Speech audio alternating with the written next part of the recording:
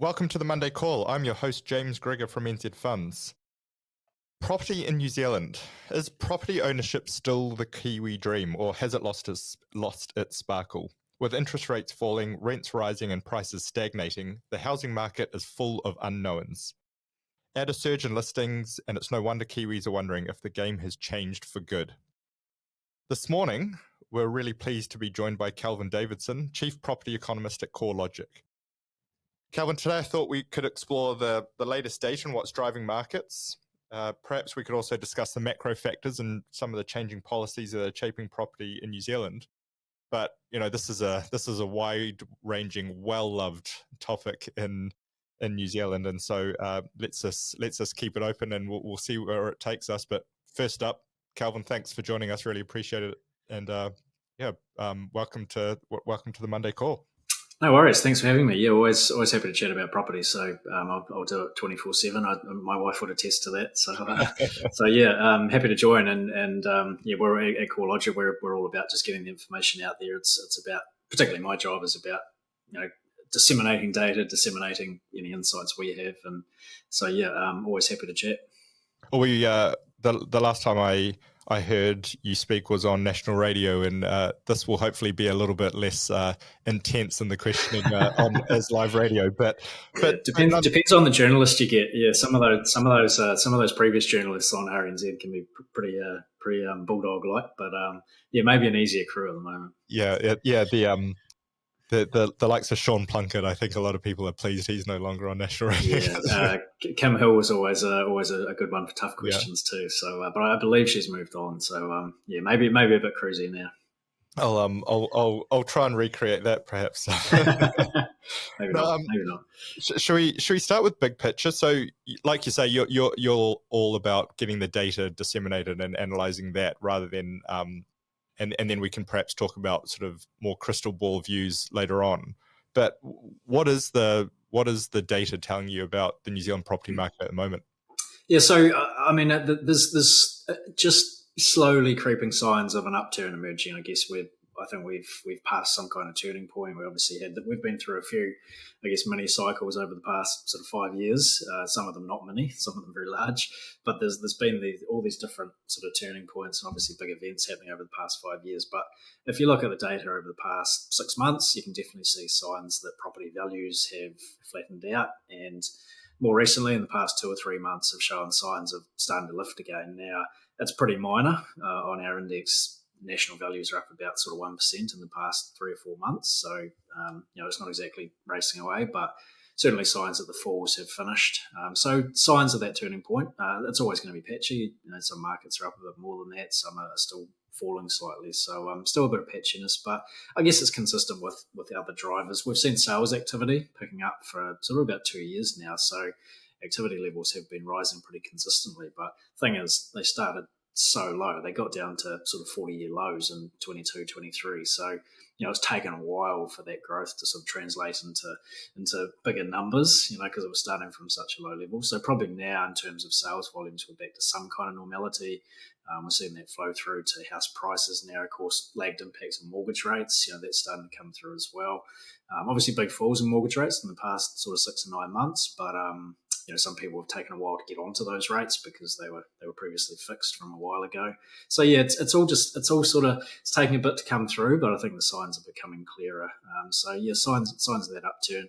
I mean, you talked in your little intro there about listings. That's, I guess, we're talking about conflicting forces in the market at the moment as a hopefully a useful way to sum it up. With yes, interest rates down. We've seen it before. We've seen the impact that can have on house prices. But then on the other hand, you've got restraints. Affordability is still one of those restraints. It has improved, but it's still a bit of a challenge for a lot of people. Lots of listings, definitely a buyer's market. The stock levels out there are at multiple year highs. You've also got a still fairly subdued economy. Signs that maybe things are picking up there. Maybe the labour market's bottomed out, but again, it's a bit of a slow burner. And then there's still credit restraints in place. So the LVR rules, you've got the debt to income ratio restrictions, which aren't necessarily doing too much right now because interest rates, particularly those internal test rates of the banks, are still high enough to be sort of capping loan sizes. But as those test rates come down, that's when the DTI rules will become more noticeable. So yeah, there's forces on both sides, and it kind of leaves the market just slowly creeping up, but certainly not a fresh boom. Just on that listings sort of dynamic, it's a hard one because if prices aren't very strong or people don't see that as a price that they want to, I guess, part with their property at, they're not going to list it. But I guess there gets a point in time where people's lives change and you have to list it. Is that kind of why we're seeing a surge? It's like, okay, well, interest rates come down, we're going to have to move because we want to be close to grandma or a school or whatever life brings. Yeah, I think that's definitely part of it. I mean, there's sort of mechanics here going on with the listing situation. If you think about sort of the flow of new listings coming on at the start of the pipeline, it's been normal. Like, it definitely hasn't been off the charts. It's not as if there's been a flood of people coming forward to sell, but it's a bit of a legacy thing where there's just that steady flow of new listings. But what's been happening at the other end of the pipeline, as I mentioned, is that listings have still been quite low. So they're only just getting back to normality. So you've kind of had this 2 or 3 year period where new listings have been coming on. It hasn't been crazy, but there hasn't been much leaving at the other end of the pipeline. So there's just been this inventory building up in the middle, and so that's kind of the thing. That the stock levels have just taken a while to build up. And yes, at the moment you might not necessarily be rushing forward to list, but I guess if you've already got your property on the market, like you say, I think there is some pent up need to move there. We haven't seen a lot of activity from certainly relocating owner occupiers lately in the past sort of 3 or 4 years, and they're probably leaving their property on the market because they do. Now is the time. They do want to move. They do need to move. Your life still happens. In that sort of 3 or 4 year period, you might have had a child who's now almost school age. So I think there is some pent up activity there to come through. People are leaving the properties there. They need to sell. They want to sell, but I guess still this bit of a standoff where you don't have to sell at any price because, okay, some people have lost jobs, but generally people have been able to cling on to their jobs. Interest rates have come down, so cash flow probably isn't as much of an issue as it was. So, yeah, but at the same time, buyers know they've got plenty of choice, so they're not sort of rushing in either. And there are credit restraints on buyers too. So I guess kind of the standoff at the moment where maybe the market's not quite clearing and those stock levels are still high. Since I was telling you just before we went on air that I've been overseas the last couple of years, came back in January, and I guess what I've really noticed since being back, I've done a lot of travel around New Zealand, meeting different accounting firms who are sort of one of our biggest sort of business relationship partners for NZ Funds of Business. I've really noticed a big difference in when you go south and into parts of the South Island, especially where there's dairy heavy or beef and sheep farms and things. You've got a low New Zealand dollar, you've got high agricultural prices, same with sort of parts of Bay of Plenty and things. It's actually looking really positive there but then you flick to say a place like Wellington, which is, still, I guess, struggling with the after effects of government cuts. Are you seeing that reflected totally in the data as well from a regional basis, or are we still driven by Auckland, Christchurch and Wellington and the region sort of get pulled or pushed by that, despite what's going on perhaps in the wider economy? Yeah, I think that the former on that case, I think there is, where we have seen regional divergences emerge. Certainly if we put out an article last week, actually, just looking at this, fairly basic stuff, but just looking at how property values have shifted compared to their previous peak around each different part of the country. And you do have, it's so apparent if you sort of look at it on a map or a table, that Auckland, Wellington, those areas are still 23, 24% down from the peak. Whereas you look at the other end of the spectrum, you've got places like New Plymouth, Westland, Kaikoura, there's a few other parts of Canterbury in there, your Ashburton, Timaru, that sort of thing, if not back to that peak, almost there, and some have even gone above that previous peak. So New Plymouth and Westland, for example, set new records in terms of nominal property values last month. So huge divergences, and yet there's always going to be different factors. Affordability might be part of it. There's infrastructure, just the vibe around the market. But I kind of look at that sort of breakdown and I go, okay, well, Auckland, Wellington, metropolitan centres, obviously public sector cutbacks in Wellington. I think it's probably supply in Auckland has been a restraint, all those new build townhouses. But then, you think what's an area like New Plymouth, Westland, Hamilton's another area that's done okay in terms of property values lately. You've got to think surrounding areas, agriculture, dairy farming, bringing money into those areas, putting money into the cities and towns, giving, say, the housing market a bit of confidence. So, yeah, I think that's definitely part of it. And yeah, there's always going to be this perception of, I guess, a bit of a ripple effect, or whatever you want to call it, from whatever happens in Auckland eventually filters out everywhere else. I mean, maybe it's true. I've never been that convinced. I mean, it's surely about local factors in each market, and certainly at the moment, agriculture, farming. As you say, the currency is favourable. It has really helped, and I think that probably is feeding through to house prices. But even in areas like New Plymouth, like Westland, it's not like prices are soaring off the charts. It's because there's still restraints there. It's just that they're sort of being propped up, I guess, a bit more than elsewhere. Yeah, it's funny because when I think I remember after COVID, when everybody left places like London or New York, there were calls for that's the end of the property market in London, New York. Those properties going to get decimated, and it's you could pick up a 8-bedroom townhouse in New York for under $1 million. I'm sort of making things up here, but is there a bit of a perception? And by the way, it didn't happen actually. London, New York are pretty strong again. Is there this perception that everybody will move out of Auckland because it's really expensive, but you're finding it's less about perhaps those economic factors and more, what is driving that sort of those big markets like Auckland? Is it interest rates, or is it population bases moving? Do you see any data in that respect?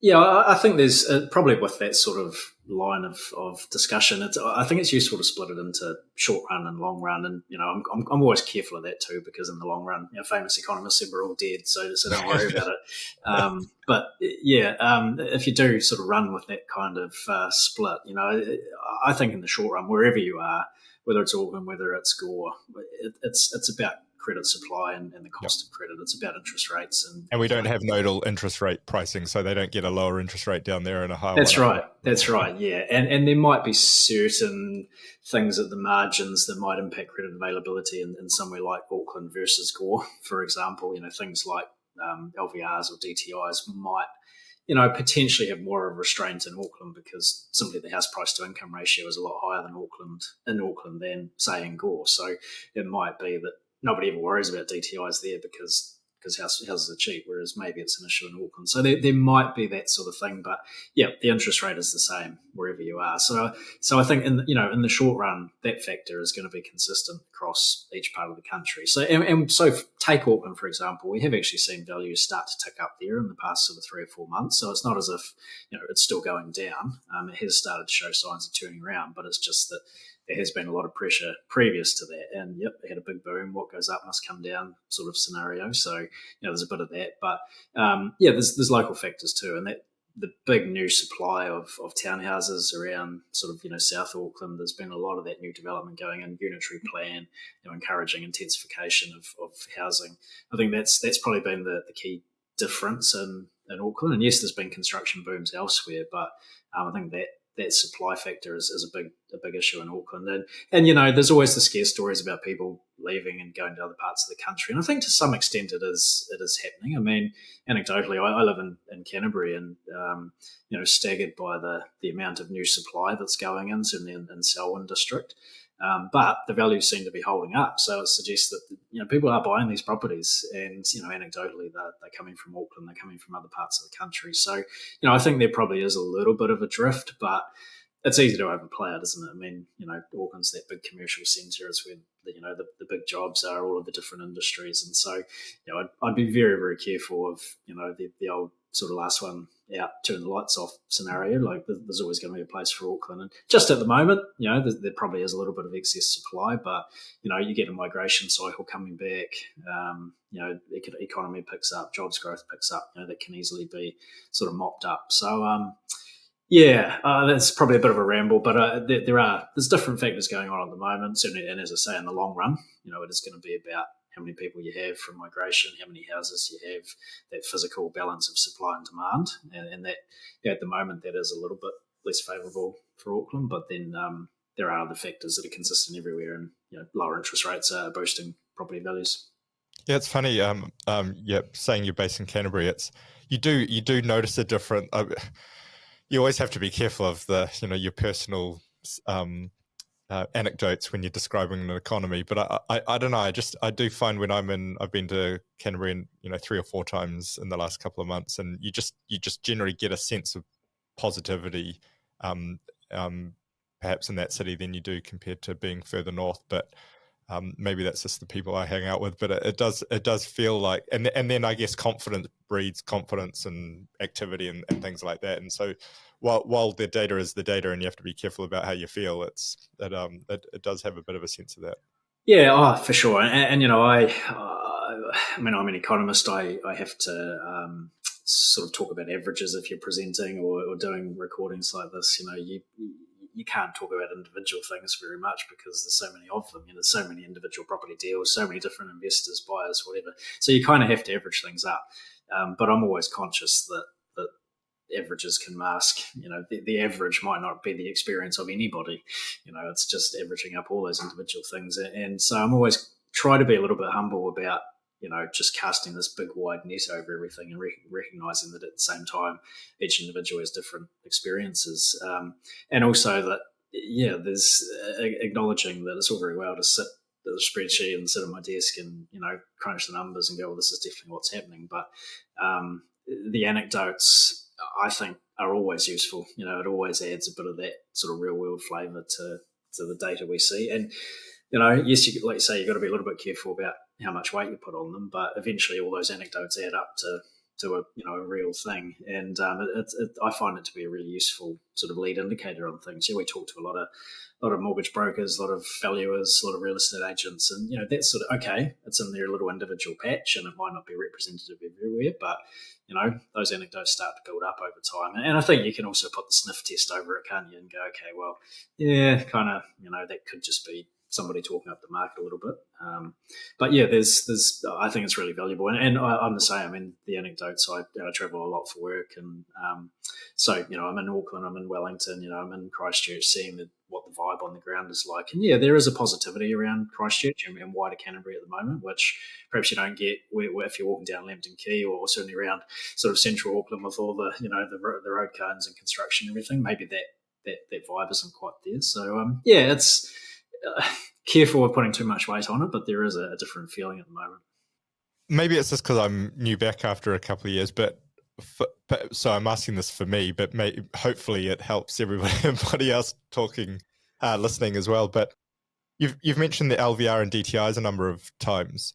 Can we just do a quick recap of where we are on that? So what's happened and what's the current state of play, and because then you're adding in things like the financing rules around, you can offset your interest costs now and rentals. It's sort of, what is sort of the status of some of these sort of main drivers other than sort of pricing? Yeah, so I mean, loan to value ratio rules, LVRs, current rules are, as an investor, you need a 30% deposit, and as an owner occupier, you need a 20% deposit, but there are allowances to lend outside those rules. And so for owner occupiers, 20% of lending can go out at less than a 20% deposit. So there is a bit of headroom there under the LVRs for people to get in with low deposit if they can go to their bank and ask for that. There is a bit of leeway there.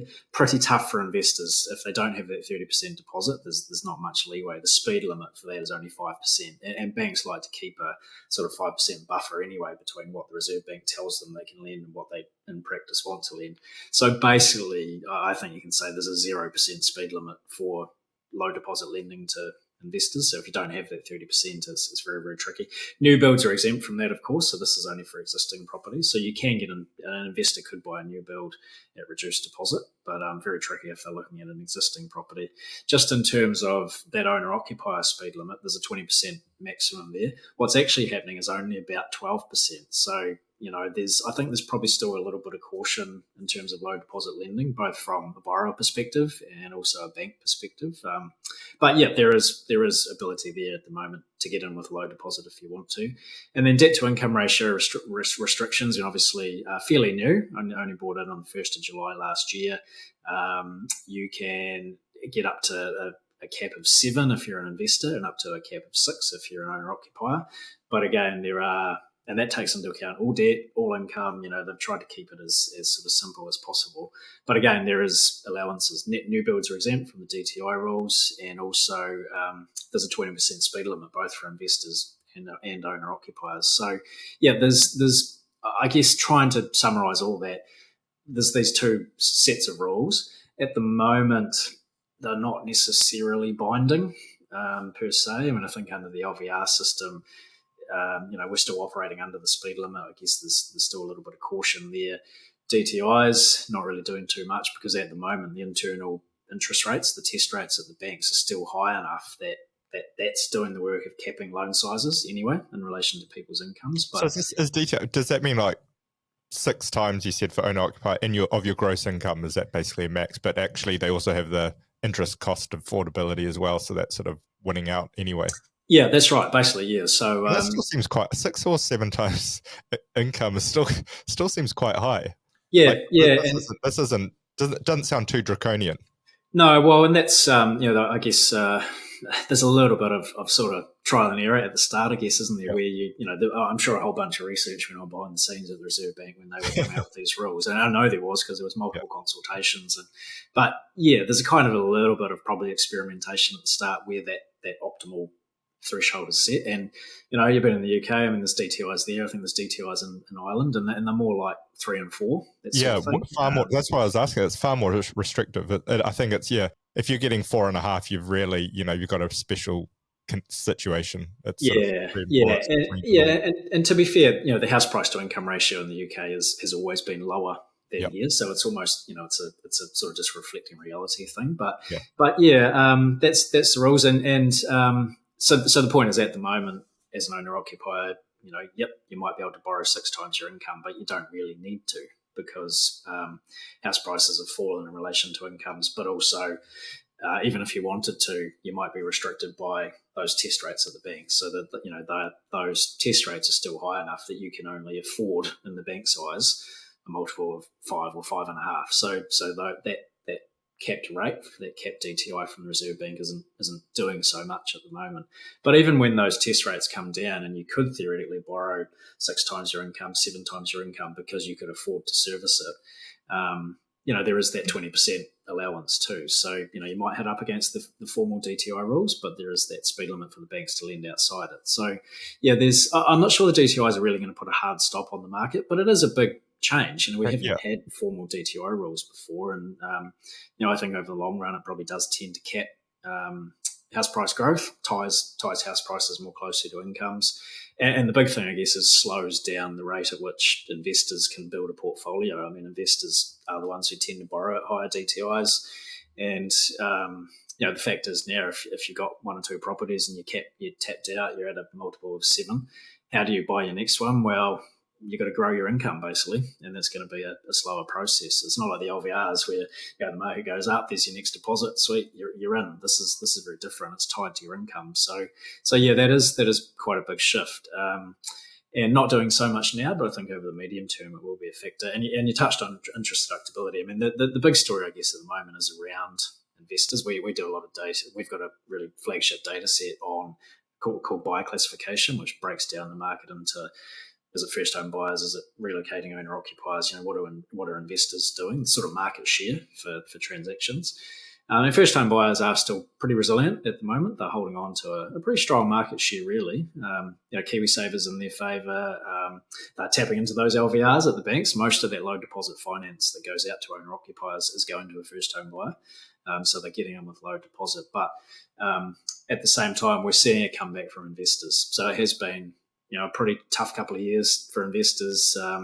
Under the previous government, interest deductibility was taken away, the bright line test was extended, triple CFA requirements were brought in, so it got pretty tough, and also interest rates went up, of course. So operating a standard rental property became pretty tricky from a cash flow perspective, as well as people who'd been in the market for a while. We're seeing their capital gains go down as well, or prices fall. So been a pretty tough couple of years, but then I look over the last 6 to 12 months, interest deductibility is now back to 100%, so you can write off all your interest costs against tax.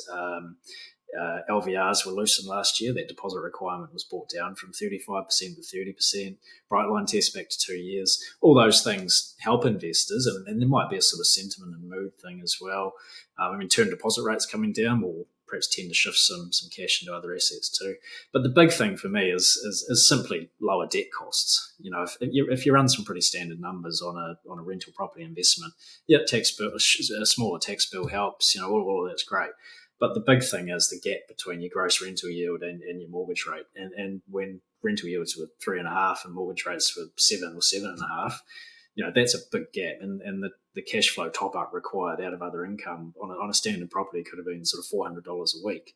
Now, those top ups have always been part of the model, and people have always had to put in a bit of cash at the start, and you sort of hope that your rent grows over time and you pay down some debt and you get some capital gain, it all sort of works out. But when it's $400 a week straight off the bat, it's 20 grand a year. It's a lot of money for your sort of cliched mum and dad. But mortgage rates come down. We're back down below 5% now. Those top ups could be back down at $200 a week. So still a lot of cash for sure, but it's a lot less than it used to be. And so that for me is the big thing. It's that fall in interest rates that has really started to bring some investors back to the market. So yeah, there are still there's still credit rules out there.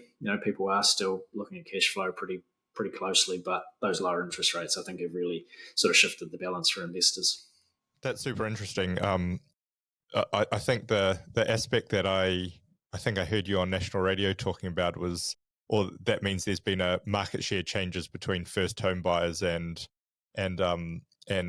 investors, but actually it's just the whole bucket sort of moved, and it always has to equal up to 100, and so actually the numbers for first home buyers still looks pretty good. You've just got an increase in all boats rising in some of those numbers. Yeah. So, the pie is getting bigger at the moment. We talked at the start about sales activity overall is rising. So there are more transactions. Everybody's doing more deals.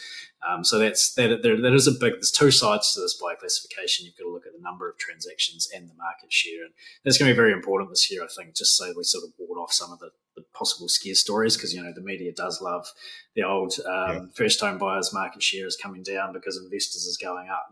The poor old first home buyer getting shut out by investors. But and to some extent, maybe it's true. Maybe there's a bit more competition for investors at open homes and things. But in the bigger scheme of things, that pie is getting bigger. Everyone is buying more properties. Just that, as you say, the market share always has to equal 100. And, when someone goes up, someone else has to have gone down. And so just at the moment, I think there is a sense that this year we could see first home buyers market share come down.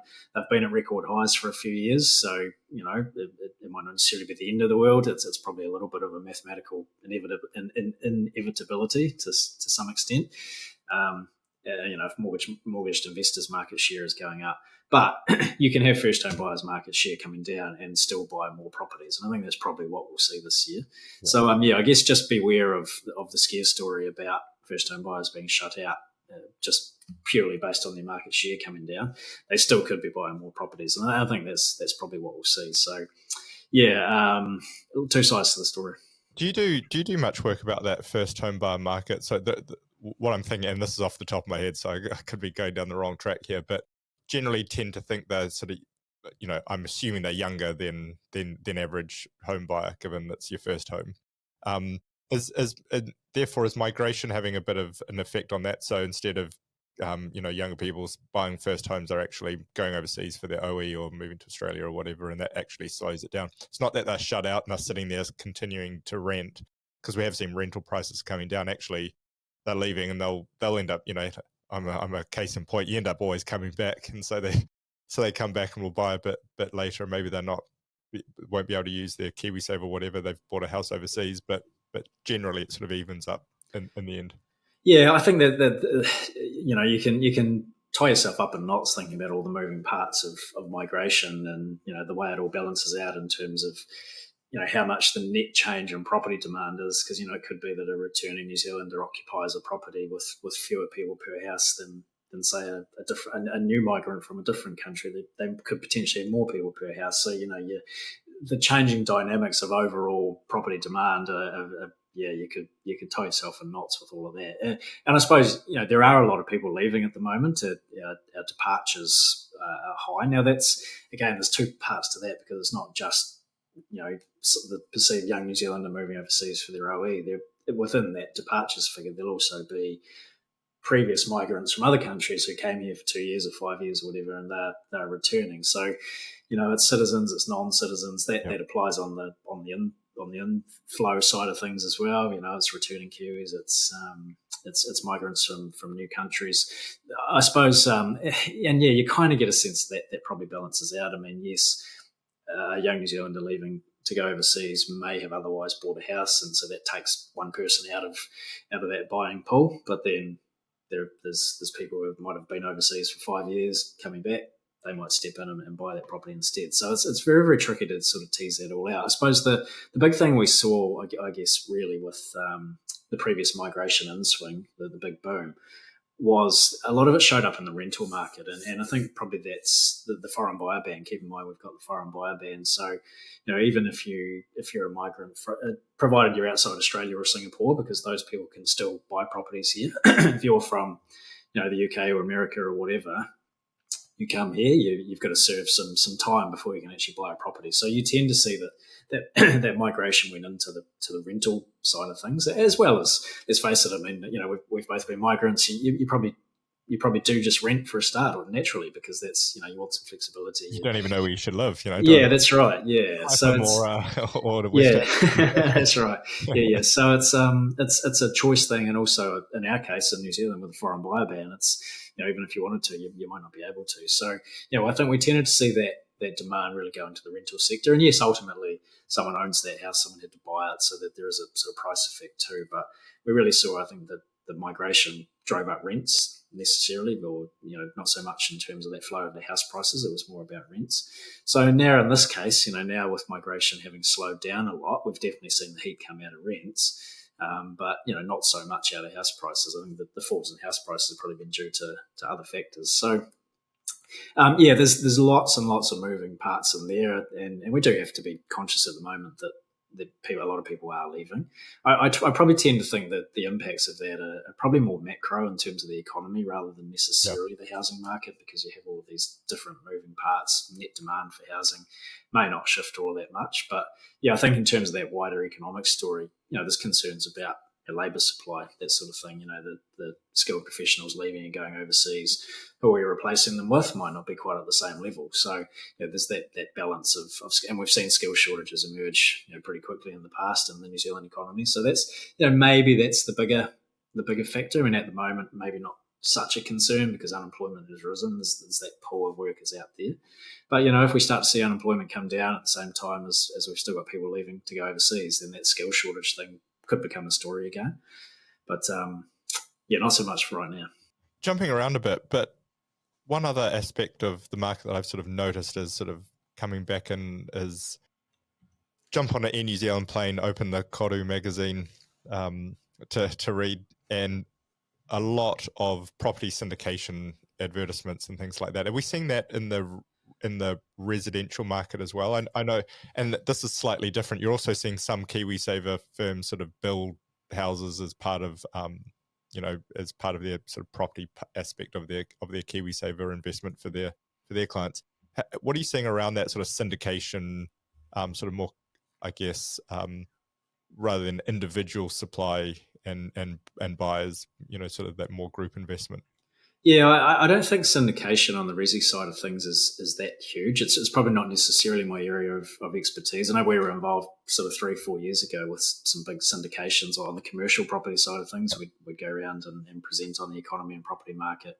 But on the resi side, not so much. But I guess, as you've touched on, it could become a bigger thing in the future with all the build-to-rent stuff that's going on, some of those KiwiSaver providers. And I think build-to-rent's a great idea. Why not have a well-managed, bigger intensified stock of property that provides good services for renters. They can get long-term leases. You look at other countries, look at Germany, look at Switzerland. Most people actually rent in those countries, and it's not as if they're poor or on a path to oblivion or whatever. So it's not like renting has to be this terrible thing. So I think a well-managed institutional grade rental stock here would be a great idea with all those increased services and, like I say, long-term leases and everything. And that could be a really viable option for people. I guess it's still just starting out, but yeah, you see more growth in that. It provides a good stock of property for people, and also investment opportunities from that sort of I suppose syndication side of things. So yeah, it's probably building, but perhaps not a major thing yet.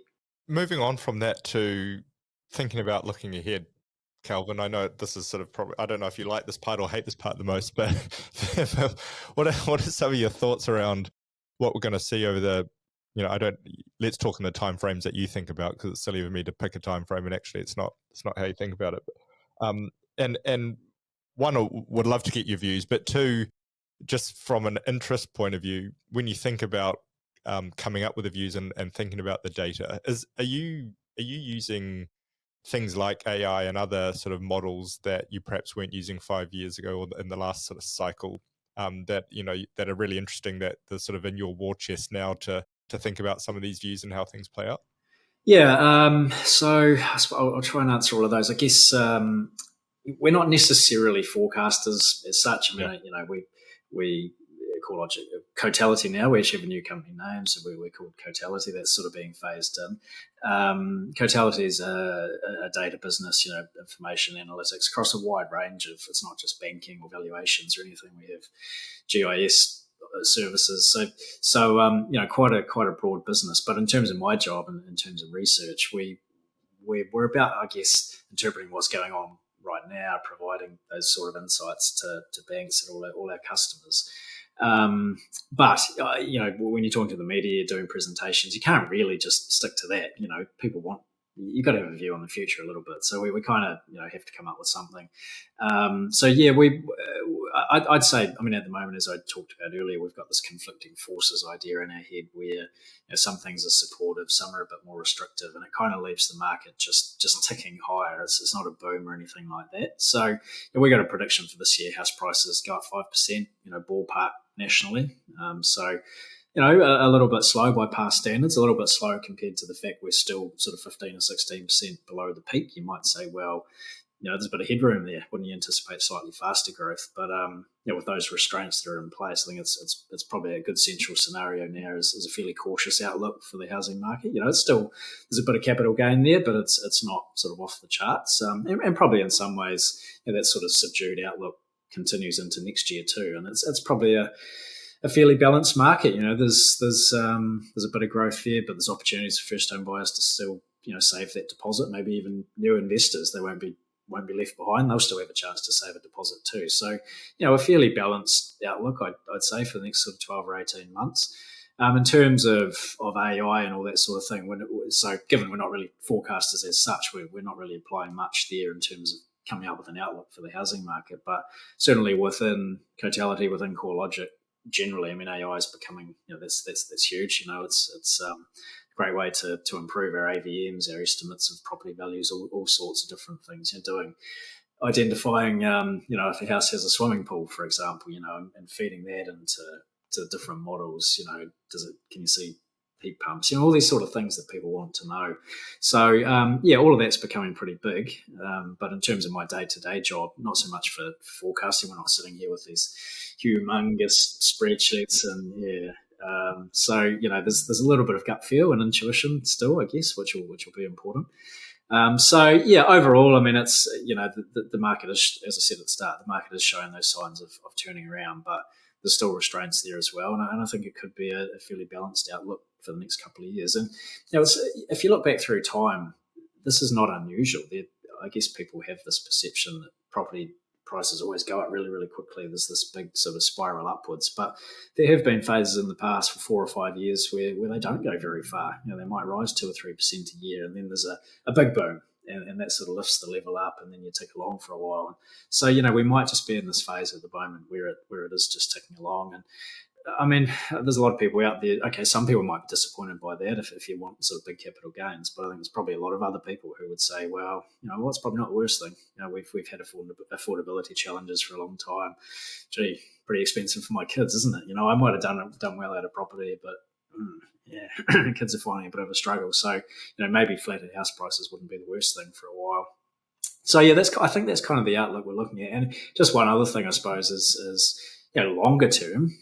I think there's reasons to be a bit more cautious as well. If you think about some of the things that have driven up house prices a lot in the past, it's a big downwards trend in interest rates. It's a shift to two-income households, restricted land supply, and probably a tax system that's been sort of relatively favourable for property as well. Now, think about from here on, well, you can't have that big downwards fall in interest rates again because we're already low.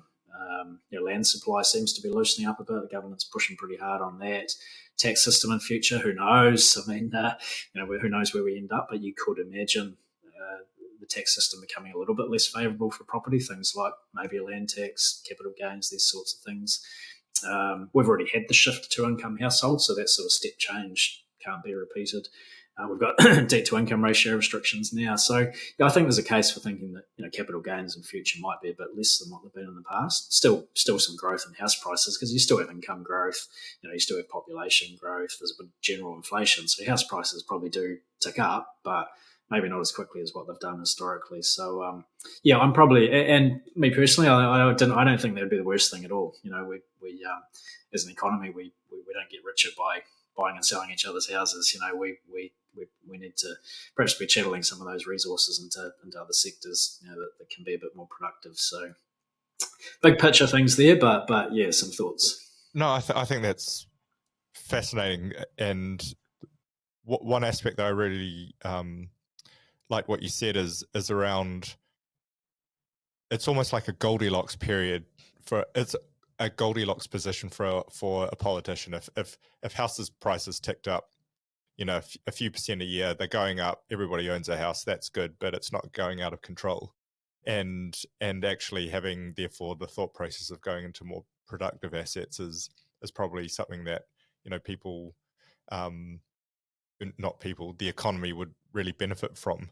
And I guess, therefore, maybe it's starting to think about property as a yield asset, not just a get capital growth with leverage, which has probably been why there's been a lot of wealth creation. There's been a lot of leverage and property prices have gone up. And actually, we have to be a bit more conscious of the leverage. The leverage levels are maybe not going to be quite as high as they once were, and it's more of an income asset, and it is more around, can you use that income to cover the costs of the investment property or whatever it is, and still have some left over for that return. Yep, yeah, for sure. And I mean, in some ways, it's always true because you're not going to get the capital gains over time if you can't sustain the cash flow or the income side of things in the meantime. So I suppose you'd hope there's always a bit of a focus on the cash flow side of things. But yeah, in terms of that balance of returns, if the capital gains aren't quite there as much as they've been in the past, then you are sort of switching more to really getting those rents up if you can, controlling costs, buying the right type of property at the start, to get that income up. So yeah, I think that would be really healthy as a focus on the return side of things. And maybe you don't need that top up anymore. Maybe it's genuinely an income producing asset. And maybe there'll be some capital gain on the side, but it's perhaps not the same sort of focus that it has been historically. So these are long run thoughts. As I say, we none of us ever make it to the long run necessarily, but those are things that could be worth thinking about in the future. And also, just one other thing, I suppose, just quickly for now is just what we're seeing in terms of people's. No, I'm not a financial advisor. I can't advise on anything like this, but there is a big decision out there at the moment for lots and lots of borrowers in terms of, hey, I've been floating or I've been on a short-term fixed rate. Do I go longer? If I do, when? Which rate do I choose? That sort of tipping point seems to be here. We're starting to see it coming through in the data. People who have been on floating rates and short-term fixes are starting to look at, say, a 2-year rate, 4.99, maybe a bit less than that, discounts behind the scenes. So I think that tipping point is kind of going on, but there's a little bit of hedging, a bit of bob each way. People are keeping a bit floating to ride down any further OCR cuts, but they're also thinking, okay, yep, 4.99, pretty sweet deal for 2 or 3 years, so they're putting a bit on that as well. So there's kind of this hollowing out at the moment. You've either got very short or you're going quite a bit longer. So big decisions for people, and it's certainly a theme of the banks. I mean, this big wave of people who have been on those shorter rates who are maybe thinking about going longer again. That chews up resources at the banks, sorting out all those refixings.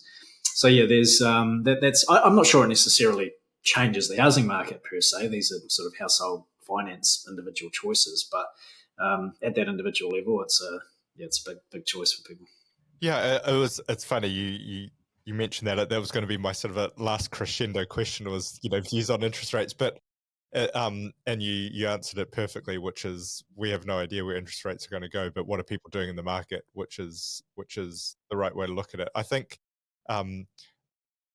what sort of I find really positive about the cycle of interest rates, at least for property, but also just New Zealand in general, is, and it would be interesting to see if you agree, is it kind of doesn't matter what the low is, but once you hit the perceived low, which is maybe we're there now, maybe there'll be a couple more cuts, but it's kind of seems to be priced into most people's borrowings, then people start doing things again. I'm a business. I'm going to hold out buying my next machine until we're at the, why would I buy it now when interest rates going to drop? Well, interest rates are sort of at their low now. This is what I'm going to be borrowing at. So I'm going to purchase that new machine, or I'm going to buy that investment property because I'm not going to see prices, interest rates come down much lower than they are now. Is that kind of how you're seeing, as an economist, but also in the property sector? Is that how you see sort of behavior and events happening?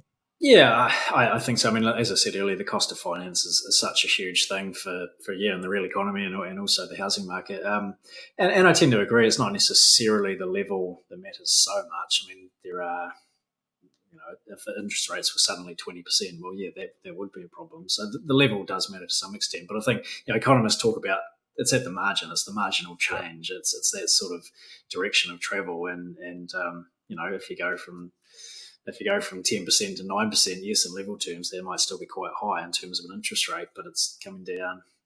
People can start to see things working a bit more, and that sort of creates its own momentum. So, yeah, there's, level matters, but I think probably you tend to look at that change, the direction of travel, and so if people start to think, okay, yep, interest rates have come down, they might not fall much further. I've been waiting, but I've got to do something. If you waited for things to be perfect, you'd be waiting an awful long time. At some point you've got to make a decision and just do some things. And yeah, so we're probably sort of at that point now. There's a sense that the economy is starting to turn around a little bit. People are thinking about hiring a little bit more, maybe a bit of investment coming back. We're seeing retail sales might be turning around, manufacturing. So yeah, it feels like things are there's a bit of light at the end of the tunnel, and there's that, maybe those lags from lower interest rates are taking a bit longer to come through than might be ideal, but I think they're there now. And I think there's reasons to be optimistic, but also, just a bit of caution as always. Couldn't ask for a better place to stop. Hey, Kelvin, really appreciate your thoughts today. It's really good to sort of get an overall summary of how things, like you say, have gone, and some of the data you're seeing in real time, but also, a few peeks at, what to look out for and what's to come. So appreciate thoughts. Always good to have a chat, and great to get some positive views out of the beautiful South Island. So thanks, and hopefully talk again soon. No worries. Absolutely my pleasure. Always happy to chat. Cheers. Have a great day.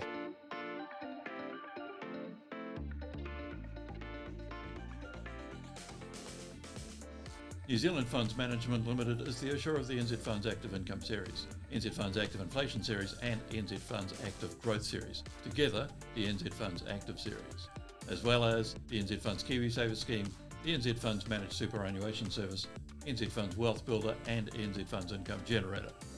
For further information or to request a copy of the product disclosure statement for each of these, please contact NZ Funds or visit nzfunds.co.nz. This recording is provided for information purposes only.